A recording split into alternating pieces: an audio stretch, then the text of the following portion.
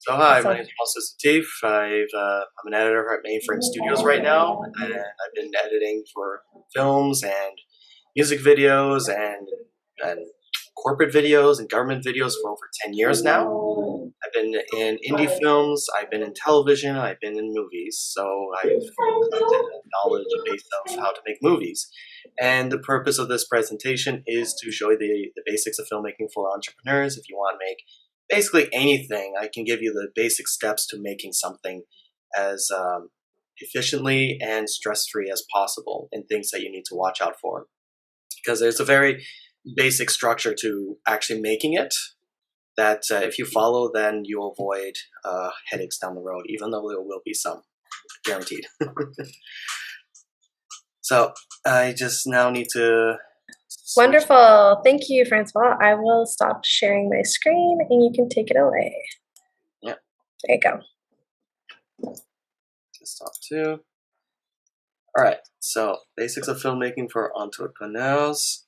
Let's see if we can. So in every production there are 5 steps to making a film. You got development, just got your idea. You need to write down your idea and everything about it. Then once that's done, it's green lit for pre-production, which is basically you plan your shoot, you lay down everything, you make the plan to actually execute the production. Then next, you actually do the shoot. That itself is a big process, but luckily, if you plan correctly, it will go without a hitch. Then after production, you got post-production, where you edit all the footage, and this is also where the production is most vulnerable in various ways. And then lastly, distribution, getting your film out there. So today we're going to be exploring those and showing you how to go through those steps and some terms you may need to know. And of course, at all times, remember to keep it simple, stupid, or stupid simple, because it's so easy to get complicated very quick. So it's a very good reminder to keep things simple and understandable when you make something. Like in the end, you have to remember that you need to make sure that what's in here goes into your audience's head. So keeping it simple is a very good way to go about it. So let's start. So development. This is generally when you write your script. You got your idea and you start writing it. But depending on what you want to make, you may not need a script. It could be a simple set of scenes that describe the actions. It could be a one-liner if it's something that you want to do very quick, let's say for social media. But in general, it's a good idea to write it all down, just to make sure you don't have to remember everything on the spot. But in general, it's the cheapest part of the production, so you can take as much time as you need to do it. You only need is pen and paper or several pens and paper, and you just do it. So while you're doing this, it's one thing to have a good idea, but you have to understand why you're wanting to do it, why you want it to be made, and what you can do to achieve that goal of making it. So for instance, if you're making an advertisement, then your goal is to sell the product to get people to want to buy it. So you have to think about, how do I get people to want to buy it? You can create something funny, something that gets attention. It could even be gruesome. Sometimes violence sells and sex sells. So anything that fits within your product that you're wanting to sell will work. And of course, don't be shy to share it with your friends, or not just your friends, but industry professionals, to get feedback, because they may know something you don't. And this is the easiest time to fix any potential mistakes that you can go down the road. It's also the time where you need to know your audience, of course. You have to know who's the one that you're presenting it to, and to make sure all your decisions fit that audience. So for instance, a rom-com generally appeals to teenage women or adult women. Depending on the cast or crew, it can be various demographics of age and race and ethnicity that you're wanting to appeal to, whereas an action film may be more of a guy thing, for instance. Lots of guns and bullets, bang, bang, bang. You have to think the same thing about anything you're making, about who's going to be the person watching it, and what terms you may need to use, what phrases you may need to use that may perk up someone's ears. If you're wanting to solve a problem or show someone to solve a problem, Um, make it direct. There's a line that Shakespeare once said, brevity is the soul of wit, which means that if you keep it short and simple, it usually works very well. And this is also the time where you may need to find investors to get greenlit. Like if it takes money, then you need to find it and any means possible. And if it's been approved, your script's been approved, and someone wants to make it, that's when you are greenlit, which means that you are ready for pre-production. And one little theme that's going to be throughout the presentation is cover your ass legally. So, for instance, for copyright, if you're writing an original script, you may need to copyright it in case someone claims that they've made it first, or that they claim there's a conflict of who gets what. This especially happens when money is on the table. People don't really care if there's no money on the table, but a generally good way to make sure that you can prove that you were the first one to write the script is either go to the copyright office and get it copywritten, or simply put, just mail it to yourself and don't open the letter. So you put the script in the envelope, mail it to yourself, and keep it in a safe place. That way it has a government stamp that tells you this was written at this time, if it comes up. And you may also have to consider products that you may want to use in the production. So for instance, like if you have this Apple iPhone, I know you can't see it. If your production makes money, Apple go, hey, we didn't allow you to use it. So you may have to fudge it or get approval from a company to be able to do it, but that gets more into pre-production, which we'll get to right now. So you got your greenlit, your production's ready to be prepped, and this is 80% of the job. You have to think about everything about how you execute this production. And which, first and foremost, you need to form a budget. You need to know how much money you can spend on this, and for all the resources you have. And then from there, you can pretty much determine what you can and can't do, what's doable and what's not doable. So, fortunately, today production costs are cheap as ever, and you don't need to get expensive gear that's complicated to use these days. If you want to make it really simple, like all you need is a decent phone with a phone camera and a gimbal. You've probably seen it before, where it holds the phone and you can swerve and go up and down and keeps it steady. That's like $100, $150 at the store. If you get those two things, you can start, and then the rest is finding the locations, and of course hiring a crew. So as we see here, you need to find a crew. Let's say your production is big enough that you can get a crew, then you need to find the right professionals. Of course, they start with the producer, director, the assistant director, camera, lighting, sound, and grips, and of course PAs and any wranglers, and of course the cast as well, any actors you get. Now, generally speaking, they're separate departments, particularly when the unions are concerned, when they get involved. The actors are with ACTRA, for instance, whereas crew members tend to be with IATSE or ACFC, and directors tend to be with the Directors Guild. But chances are you're probably not going to go through the unions, so you don't have to worry about that. But generally speaking, there are several departments. Oh yes, like costumes. You need to think about costumes as well if you need to, if you have any, for instance. Props, you get a props master. And this is also where the whole legal thing comes in, where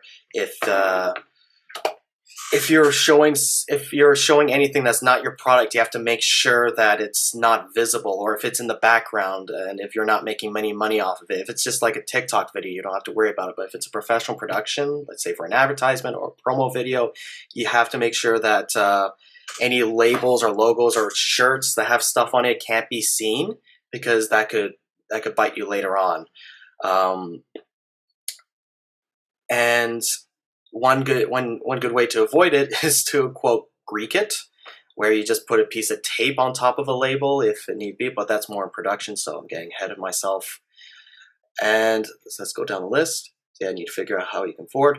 Doing a script breakdown. So once you get your director, the director will break down the script and find ways to express it, determine the shots that you need. You need to create a shot list that generally starts with master shot, which is the wide shot, and close-ups or coverage, where you get the close-up shots. But you can go as creative as you want. And if you know what you're doing, you don't necessarily need to do it that way. But that's when you can either delegate or make creative decisions yourself. But the point is that when you're making this production, just like with development, you have to get everything down on paper, because once production happens, you're going to have a million people asking you a million questions on the day, and you can't remember everything on the spot. But if you have everything broken down, you have your shot list, you have your shooting schedule, you got your blocking plan, you got your lighting setup, everything written down, you can just refer it and just answer the question. Because generally on production, when particularly the director, their main concern are the actors. They have to work for the actors and have the general vision for the story. And there's a lot of delegation for each crew member who know what they're doing to be able to do the job correctly. And it's a very collaborative effort. But of course, it's a lot of planning, a lot of spreadsheets, a lot of schedules. You need to determine when you're shooting it and what time. Like there's such a thing as a shooting schedule where, let's say you have several scenes at a house in Act 1 and then several scenes at a house in Act 3, but in Act 2 it's a different location. So what you could do is that you can have scenes in Act 1 and 3 take place in, let's say, 1 or 2 days in the one location, and then for the next location you need to go to the other location on a different day. That's the shooting schedule. Very few times do people shoot like with the script, because it logistically doesn't really work, but sometimes it happens. And you have to determine, and of course the lighting is different, whether you're outside or inside. If you have any questions right now, feel free to ask, because this is a big part. You have to book locations, find and rent gear and transportation, and of course have a plan A, B, C, and D in case something goes wrong.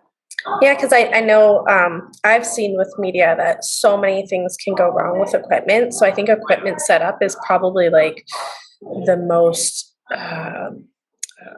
viable, like not viable, tedious, and you have to spend a lot of time to actually make sure everything's running smoothly. You need to do tests and stuff like that too, right? So a good point, because one thing you do have to do before the shoot starts is called a tech survey.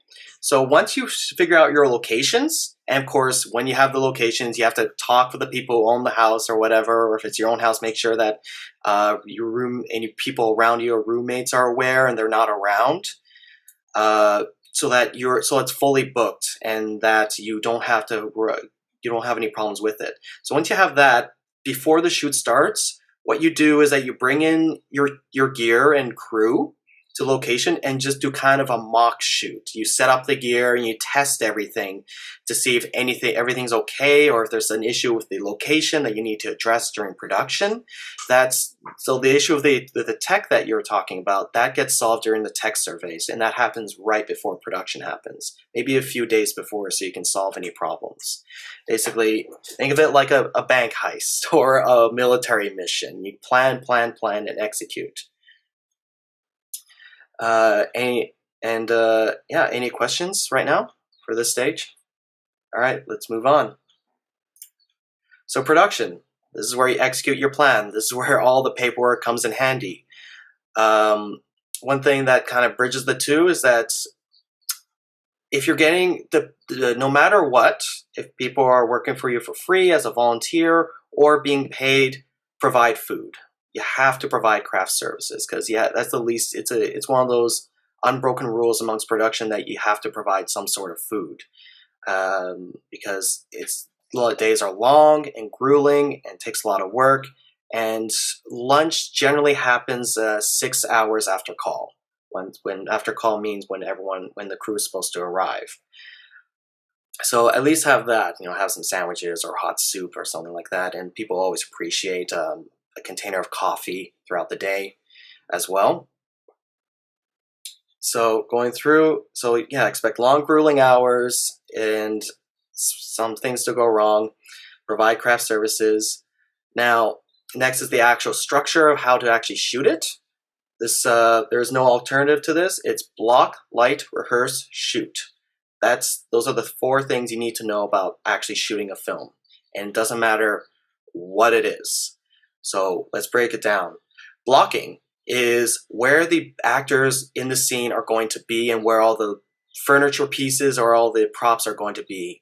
And it's essentially with the camera, not even with the camera, you basically do kind of a rehearsal, but you get down where each actor is going to be at X point during the scene. So, for instance, let's say actor A walks in and says, "Hi, how are you?" Then maybe he would walk towards that person. So when they enter the scene, that's part A. That's like point A, and then next is point B. And while they're going through these movements, someone needs to mark their locations with tape, so they know where to go, and you can map out exactly where their movements are in the scenes. And this is something the director needs to decide on, of course. And this is before all the other stuff happens for a very good reason. For light, once you're done determining where the actors are going to be where throughout the scene, then the actors can take a break. You get stand-ins in if you can, and that's where you light. And the reason why you do this after blocking is because the camera crew and lighting crew need to know where the actors are before they can determine how to light the scene. And lighting itself is a whole course of topics. In fact, every one of these can be a whole course. But the basics are you get your floodlight, your key light, your backlight. This is something you could easily delegate towards your crew for, but it's most important to get the blocking down before you actually light it. And of course, you get stand-ins in to kind of stand in for the actor. If you use the actors, they can get tired and may take them out of the scene later on. So that's a lot of times where stand-ins come in. It's not necessarily a stunt double. It's literally someone to stand in that kind of looks like the actor and put them at each location of the scene so that they know where to light and how to light it. And so once that's been done, then you rehearse it a few times again, make sure all the lines are down and everyone remembers their lines and they can nail the performance you want. This is also when you do any last minute checks, you may be able to. This is usually a lot of times where sound will come in to kind of test out where the boom is and how to get the sound correctly, because you can't forget sound, because you can somewhat forgive poor lighting, but poor sound is usually unforgivable. So getting sound right is a very, very big must, and you can either do it during blocking or rehearsal. Probably better do it during blocking, but during rehearsal as well, that's when they put in their performances. So you have to adjust for their tone of voice, whether or not they're going to be shouting at certain points. It's almost like you're memorizing the script for the boom operator and for sound, so they know whether or not to put it up or down, and make sure that the boom's never seen in the shot. It's also a rehearsal for the camera as well, to kind of determine all the camera movements. So, and for everyone else. So once you rehearse not just the cast but the crew, then you shoot. And if everything goes well with the first 3 steps, the shooting goes without a hitch. Of course, some stuff could go wrong. The number one thing you probably will run into are people with cell phones. Simple tip, unless it's absolutely needed, don't bring your cell phone. Just leave it in your car. If not, turn it off. Not on vibrate, not on airplane mode, off. Because it's happened to me once where I would put it on airplane mode and an alarm went off. In fact, it even happened, no, not in our wedding, yeah. It happened in a production once, and it can ruin a shot big time, and you have to be absolutely silent throughout the production. One thing you may want to do if you're on your own is capture room tone, which is basically capturing on sound the tone of the room, like just the sound of the room, the ambient sound of the room. So in post, in case there's breakages in the in editing, and you have to make sure it's seamless, you can put the room tone underneath to bridge the gap, so to speak. So that's there's a lot that goes into it. Do you have any questions before I continue? All right, cool. So let's see. And oh yeah, cover your ass legally. Make sure that those you're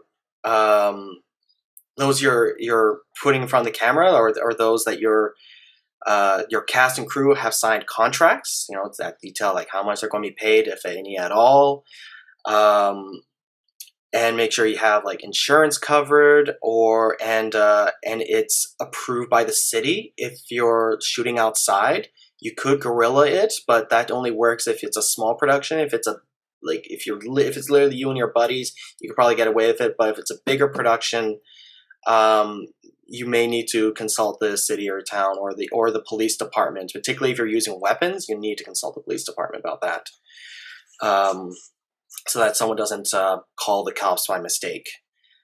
So let's say you rehearse, shoot, start with master, go into coverage, and then once you're wrapped, then you move on to post production. Now, first thing you'll hear, but you should never do, is fix it in post. If you hear the term fix in post, just do it again on set.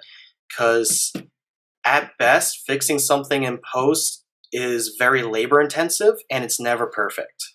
At worst, it's unfixable. So it could be a faulty line, or boom in the shot, or a camera move that went wrong. Just do it again. Don't take too long, but just make sure you get the shot right, and make sure that's marked down. So the transition between production to post, you need someone who's in charge of marking the shots, like how many takes there were for each shot, and the same thing for sound, like the sound numbers for each shot, so you can provide that to the post people, so it's easier for them to locate the shots that are being used or not used for post. And generally, the ones you take are circled. It's a circle take. Sometimes people do a box or put an alt for an alternate take. But yeah, if you're a small crew, it's generally good to have, if you're directing, for instance, have someone assist you with organizing people and organizing the paperwork. So that, because doing it on your own and versus having someone to help set up stuff and organize and coordinate people, having a production coordinator makes life a lot easier. If you know someone who really likes to organize and plan, they will be your best friend in a movie production, because they can plan everything and make sure everything's falling in line and that everything's been written down. So as I mentioned before, post-production, weirdly enough, is the most vulnerable stage, because by then all the money was spent on the production, and if anything happens to the drive, then you're screwed. So generally speaking, make sure you've backed up the footage that you have on multiple drives, at least 2, but ideally 3. Whereas you have 2 in the office and 1 extra at a different location in case the studio burns down, because that's happened before, or if there's a virus on it or anything like that. Yeah. So it's very good to back things up, and that can take a very long time. If you have someone to transport the footage there and back, you can run post-production and production in tandem. And if you make sure everyone's communicating with each other, someone in post can catch something that wasn't seen in the production that can be alerted very quickly. Oftentimes, if you find any errors, it's found in post, because when you're looking at the camera, it's a very small screen. Even up close, it can be very small. And when you bring in post, the picture blows up on a calibrated monitor, and you can see, oh, this color doesn't look right, or oh, there's a shadow there that shouldn't be there. There's a pop in the mic, for instance. So So you can watch out for those errors. Generally, when editing, then start with picture. Then, in terms of the cuts that you want to make, and then you go to visual effects, so they can add all the visual effects. Same thing for sound and colorist for color correcting. So basically, you could do visual effects. If you have any, just do that before editing and color correction, because maybe there needs to be a sound effect for the visual effect. So once you have the editing and visual effects done with all the graphics and everything, you can pass it on to sound editing, so they can tweak up all of the sounds. Usually it's another person who does it, and color correction as well. And both those are, of course, different topics altogether. Color correction has a science to it in terms of what looks good via color. It's also a very creative decision whether or not you want it to look vibrant or desaturated.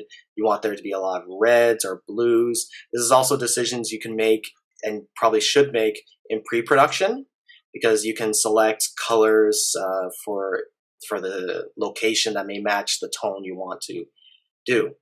But anyways, so once you have all that together, it's all mastered, you can do a final export. And of course, cover your ass legally in case anything happens to the drives. It's good to have insurance for that in that case. And of course, one little tip that filmmakers have told me and that I've experienced is that you need to know when it's time to move on. You can continue editing something forever because something may not just be just right, or you need to tweak it just a little bit. But time is money, and eventually it can prevent you from wanting it to be made, because it's that sense of perfectionism in your head that's kind of getting in the way of moving on. Like sometimes good enough is perfect. And even Martin Scorsese, while watching, I believe, Casino, during the first scene, he's like, "Oh, I wish I just tweaked that a little bit more. I wish I changed that when that line came in." And then with Schumacher, it's like, "No, it's good. It's good, Martin. It's good." So it's good to know when to move on, and throughout production as well. Like time can fly very quickly if you're not careful. So as long as the lesson is, as long as it's made, it's better than it not being made. It doesn't have to be perfect. In fact, no film is perfect. Of course, you don't want to be janky either. So it's finding that nice sweet spot. All right.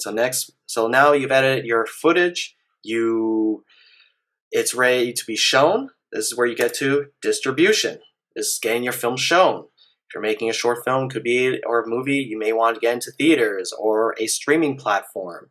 Chances are you probably would be wanting to use online streaming platforms like YouTube or maybe Facebook or Instagram, depending on what it is. But that said, traditional mediums like television, like daytime TV, are really good sources of revenue too. They're still strong, weirdly enough.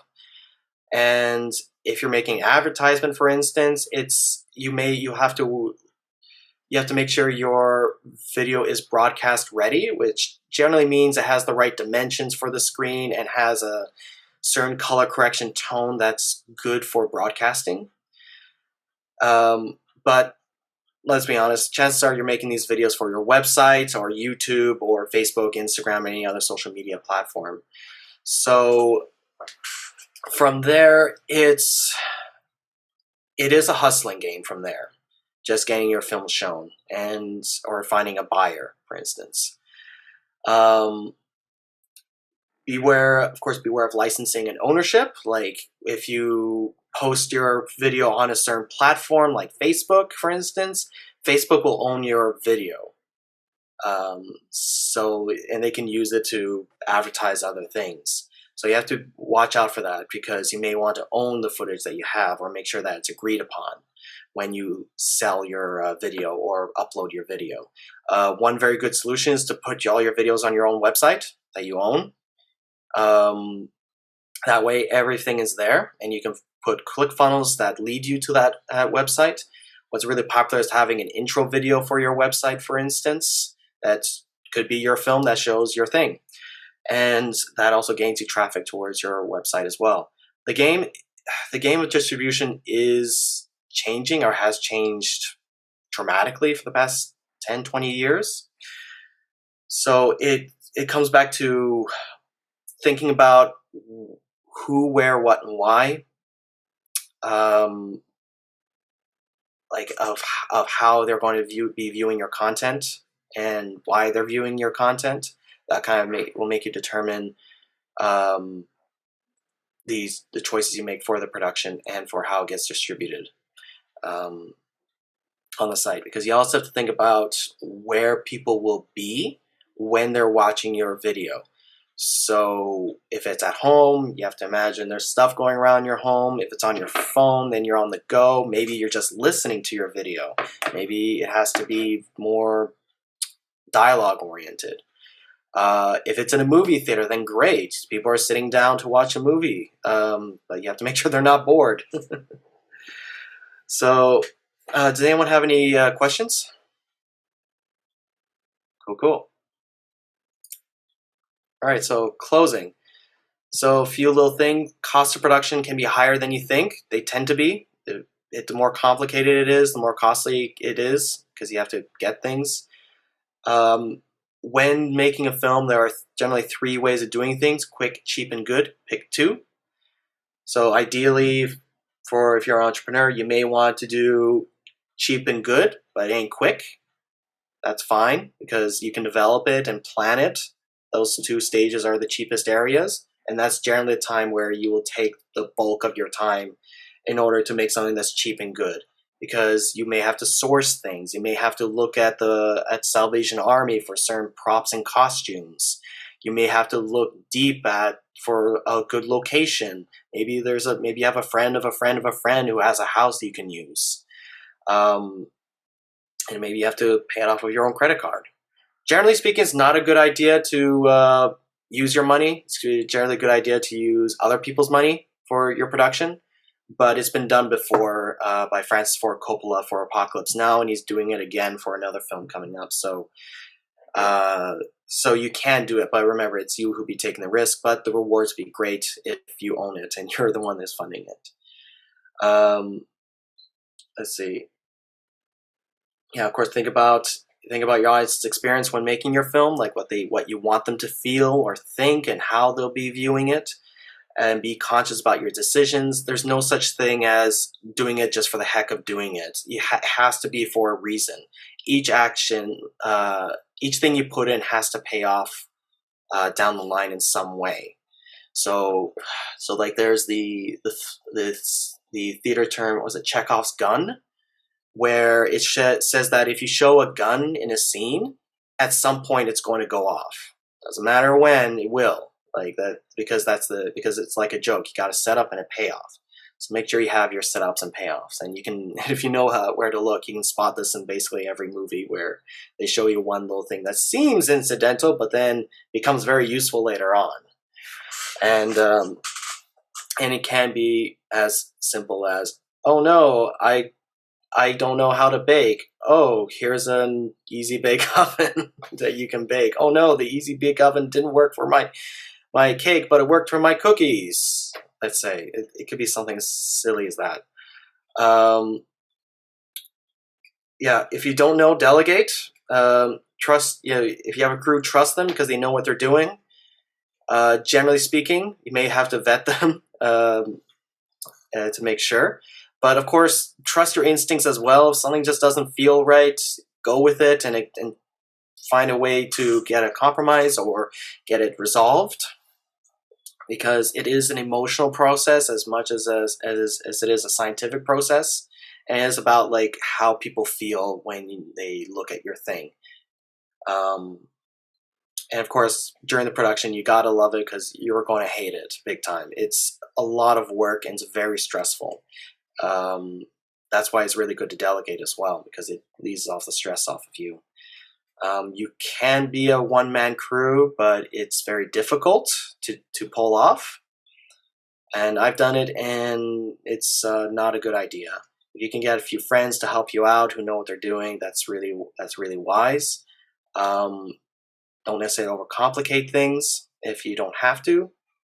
That's where doing what's doable comes in. Like if it takes too much work to get a certain shot and it's not really necessary, then don't do it. You don't have to. You'll get the same job done with a simpler shot. Communication is key. That's been drilled into me from the beginning. Every error I've seen was a result of some form of miscommunication. Have very direct means of communicating between departments. Try and also make sure a lot of things are written down. Like, so emails are great for that, because if it's just verbal, then someone could just forget it or misinterpret it. Group chats are not necessarily a good idea. Emails are good, or certain messaging systems are good for that. But it all depends on what's the most easily accessible for everyone. That's the simplest to use. That's usually best. On set, you may need to have walkie-talkies to communicate with crew, not necessarily phones, because, well, here's the thing about phones on set. They always send out a signal that can be picked up by the sound equipment, and particularly if there's a wireless sound equipment. So whereas radios are very direct, there are a certain frequency that's outside. And of course, during this, watch out for BSers and prima donnas. This industry is full of them, unfortunately, but it's contrasted by a lot of very hardworking, meaningful people who want to help out and improve their skills. And you can kind of tell, with your own judgment from within. Prima donnas are kind of a waste of time. You got a job to do, and they need to know that it's a job that they need to do as well. And fortunately, there's a lot of people who know that as well. But of course, particularly when you're just starting out, there are going to be a lot of both. It's weird, but the more professional the production, the less likely you're going to encounter these two types of people, with certain exceptions, because on the professional level, they're getting a paycheck, they work hard, they know what they're doing. And they've been through this rodeo enough times to know that pros don't have time for prima donna and for bullshit. And this is the time where I guess I ask any closing questions. Does anyone have any questions about anything about filmmaking? Hi. I'm Eugenia. I've been listening to parts of what you've been talking about. I had to leave a couple times, so that's why I have the camera off. Okay. But so I'm not sure what part you got into on funding, because I missed a bit of that. Mm-hmm. Hello? Yep. Uh-oh, she's gone. Are you still there?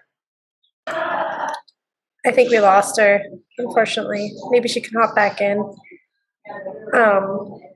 But I want to say, wow, what an amazing presentation. That was seriously great, resourceful, tons of takeaways. Happy that we have recorded this. I'd love to share it as a resource for a lot of our media members and just in our network. So yeah, I'm not sure if you want to edit up this video, I can send it to you, or if you'd like, we could do it on our end, your call. But yeah. I have a pretty full schedule, so if you can. Yeah, we'll take care of it. Awesome. And then we'll share it with you after. But yeah, this is wonderful. This is great. I think this is going to be very valuable to a lot of people. So thank you so much. I'm really excited that I got to participate, and Fritz, I think you do as well. Hopefully we can get Eugenie back in here. Oh, here she is. Perfect. She's back. Yeah. Awesome. It just occurred to me, there was a couple things I kind of left out. They're little details, but they're very valuable. Sure. Particularly in post, two things you need to watch out for are frame rate and the audio hertz. So generally speaking, for film, it's 24 frames a second, or 23.987. For television, it's 29.97 or 30 frames a second, whereas a lot of like games and stuff are like 60 frames a second. And of course, making sure that everything has been shot in the same frame rate matters. And for audio, it has to be 48,000 hertz, like 48 kilohertz instead of, because that's for video, whereas for music it's 44.1 instead of 48. So if you're wanting to add music to your video, make sure that it's in 48 kilohertz, for instance. Like that's it. Otherwise, particularly if it's audio for a scene, or I've noticed that from exports, is that for a music video, over time it'll start to lag. It'll be out of sync if some stuff is in 48 and some stuff is in 44.1 kilohertz. So that's something to watch out for in post and in production as well. And and one little tidbit for tech as well. Avoid online transfers whenever you can, particularly in the middle of production. Just if you need to transfer something, put it on a drive or a USB stick and have a hardwired transfer in the highest quality possible.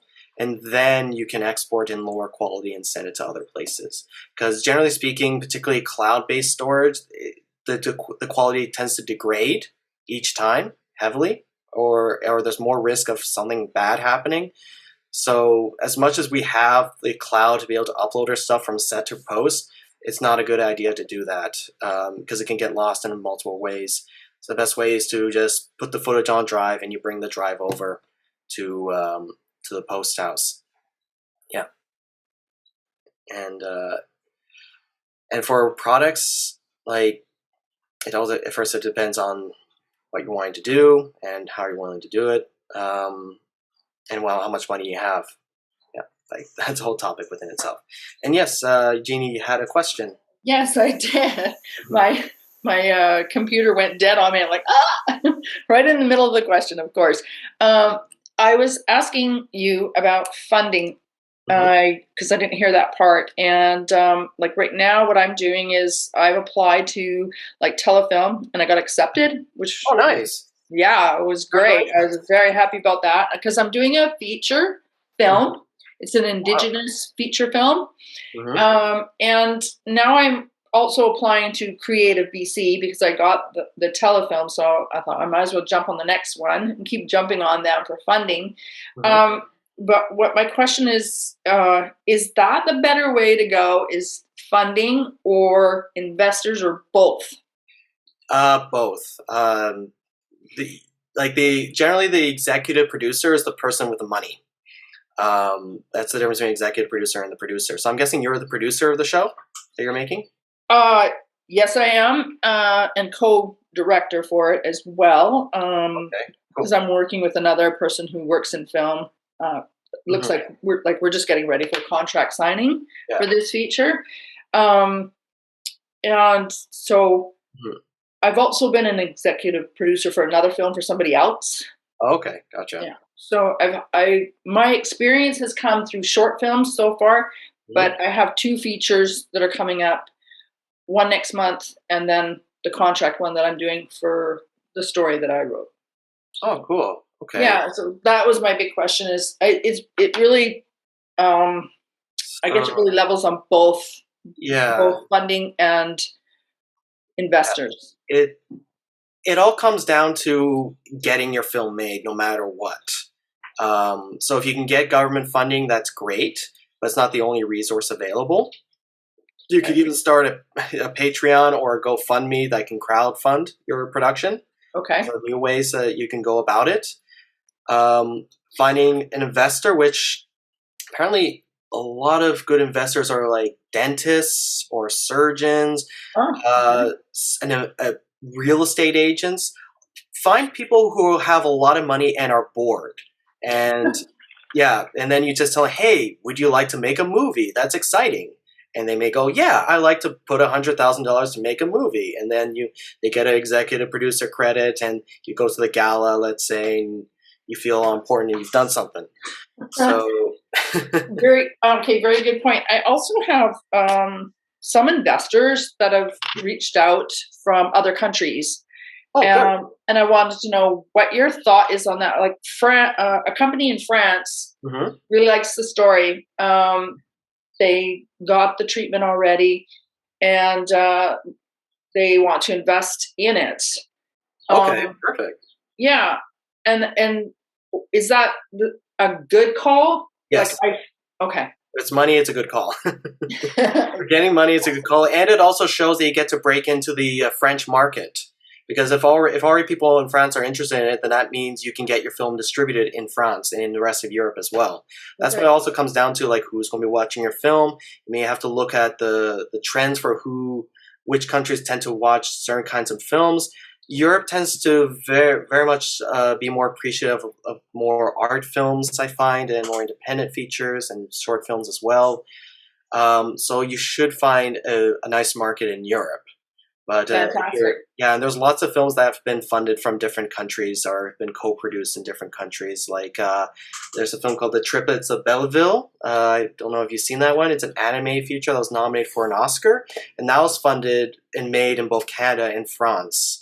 So it's okay. So that's perfectly okay to do.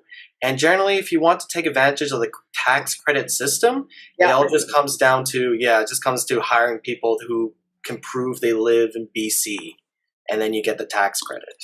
That makes sense. I bought a book on that actually for tax credit for BC filming, because that's really important to me, and I'm also really striving to have actors and crew that are strong Indigenous. Not all will be Indigenous, of course, but that's really important in the storyline. So. Okay. Yeah. For cast, I understand it's really important. For crew, you may run into some trouble because there may not be enough crew members who are Indigenous. Like it's an industry with a lot of people from different races in it, and you may not be able to find the right professional that fits the racial category. Like I literally got into a BIPOC film without knowing what it was. And the reason why they hired me is because they just couldn't find the person that they needed who fit my qualifications. Wow. And yeah, and also particularly for Indigenous, I have a film. Have you seen Antarjonaut, the Fast Runner? Nope. It's the first film made in Canada that was filmed in the Indigenous way by the Inuit. Okay. I'm just writing it down. The Fast Runner. Okay. Yeah, the Fast Runner. Yeah, it was produced in Canada. Yeah, find it. Okay, yeah, I did see Indian Horse. I really liked it a lot, and it's kind of has a similarity to my story that I'm writing. It also has a strong resemblance in some ways to Lion, the movie Lion. I don't know if you've seen that one or not. I haven't seen Lion. No. Okay. So, but I do have some good contacts, which I'm happy about around globally, like with the UK and whatnot, that are wanting to work on the music and things like that in the film. That's really cool. Yeah, I did notice though, there's lots of Indigenous actors, but crew, I've really struggled to find crew. So you made your point, and now I know why. Having said that, that explains a lot to me, because I thought I'm just looking in the wrong places maybe, or, I don't understand why I'm not finding that, and I'm just not. Yeah. Very few. Very few. Thank you. Yeah, there are a few. I don't know why, but that's just kind of the way it is. I know for Antarjonaut, they had to film it very differently from traditional filmmaking methods, because they were saying the Inuit culture doesn't have a strong attachment to time. So you can't. So most films are run like the military, where you have to be here at this time, this place, for this shot. Whereas you couldn't really do that way in Nunavut, because the culture they're saying, well, I don't have to be here. Why do I have to be here at this time? I can just do what I like. So they had to, if I remember correctly, had to really bring them together, and culturally. And socially, like he had, through the fact that they're telling a very ancient myth that's been passed down from generation to generation to generation. and use natural lighting in the igloos that they made for themselves for the scene. Okay. So perhaps just the simple fact that it is an Inuit film and not an Inuit film, I mean a native, Indigenous, Aboriginal, indigenous film would be enough to attract indigenous people to the production. But I think for Anti-Argonaut, it was literally people living in the area, not necessarily professional crew members. Okay. They worked with, but yeah, as long as the people you're working with, are Canadian and proven to be Canadian, then you will be able to get tax credits. And it's okay if your crew is not Indigenous, because they'll get the job done in the end. You want professionals who get the job done. Well, when I applied for telefilm, that was really something that they recognize and they want, is that there's Indigenous crew and actors. Having said that, I mean, this is a film that once we start, we have to really race through time and get it done. Yeah. It's a feature. It's 2 hours. Oh wow! Yeah. So we can't just we have to really go and have the right people in the process to make that film. Mm-hmm. Yeah. And okay, you said that you're the producer and co-director. Yes. Yeah. Okay. It might be better to have you be the producer and he or she be the director. Like, you're still the captain of the ship in the end, but you as a producer have very different responsibilities from the director. The director has to, as the captain of the ship, as the producer, you're in charge of making sure the film gets made and that it fits the overall vision of the product that you want. The actual story, sorry, I'm losing my words. That it sets out to achieve what you want it to achieve, and the director generally looks at the general picture for the film and is working directly with the actors and getting the right performance out of the actors. Yeah. From there, you can delegate from there. It just makes life a simpler for both parties, because it could be, if two people are claiming to be director, then there could be a lot of micromanaging or creative differences that can create conflict. Yes, I agree. I worked as a co-director on another project, and it went very, very smoothly because it was a female group of women working on a project, and I think it went really smooth just because we really knew each other and it just seemed to work out. But I know that can happen, and for my director, who I am considering right now. I would not want that to be a concern. I would want, unless there's just something extra that is missing or that we need or whatever in the film, that's, but I do get what you're saying about co-directing. It can be it could easily make things slow down and be worse. Yeah. Because then people may not know what your responsibilities are. It's as the head, you have to lead the production and lead by example. And if two people are sharing too many responsibilities with each other, it can confuse the crew for where to delegate or who should be answering the question about anything. Yes. So it's good to have those roles set in stone when going in. Okay. Because I think you as a producer are the one who's hiring the crew, basically. Yeah. Yeah. So you'd be the one hiring the crew, and the director will be the one working with the crew. Yeah. But in generally, the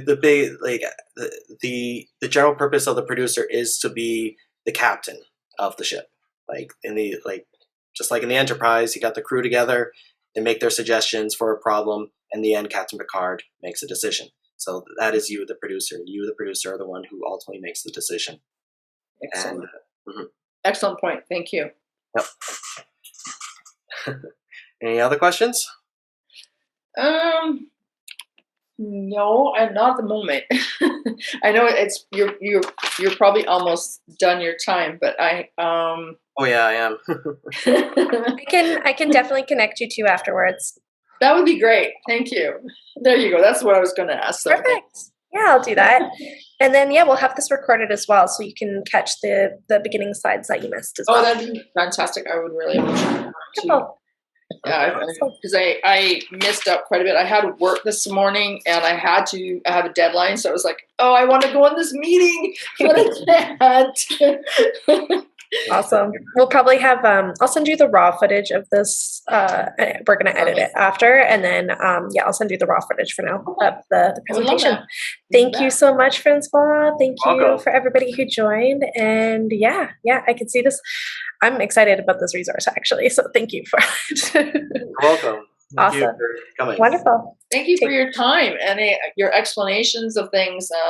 Getting into the details of, film. It's, I consider myself new. I've been doing it for about 3 years. Mm-hmm. I got, when I wrote the script, it was originally picked up by the States. Hollywood wanted to make that script. And really? Oh, wow. Yeah, but they were taking away from this story so much. They had their actor already in line and everything. And what really bothered me about it was they wanted to make an American story, and it's a really media-driven story for Canada. And I didn't want Canada to lose that. It's a lot to do with the residential schools and the 60s scoop. That's more of a Canadian story. Yeah, so I had to make a good decision on whether I do it myself and make it happen or go through them. And I decided that it's not my story. It's a Canadian story. You made the right choice. Yeah. I feel that very much. And I'm very glad that I did, actually. Oh, yeah. Have you reached out to Netflix? I know they're looking for Canadian content. Yes, I'm on that one as well, because I'm also writing a series from the feature. Oh, nice. And I would like to get it into Netflix. So that's the route I'm going for sure. That's probably your best bet. Yeah. So apparently you get it released in some film festivals. That's another way. You just show your film in film festivals across the world. Yes, I did. I actually got Best Drama for the short film that I created. So I was really, really super happy about that, and award winner as well. So we've got like 16 laurels now. So very happy about that it's great. Had its own success it's just a short film. So I actually went there to Hollywood and watched the screening and everything, and it was just it was amazing. That was last summer. Yeah, that's great. Yeah, so I know this is the right direction to go. I really feel it. Perfect. All right. Awesome. Good luck on your film. Yeah, good luck, Gina, and thank you, Francois, and I'll see you around the space, Fritz. Yeah. Thank Bye, you. everybody. Take care. Thank you so much. Thank you, all of you. It was great. Bye-bye. Bye-bye.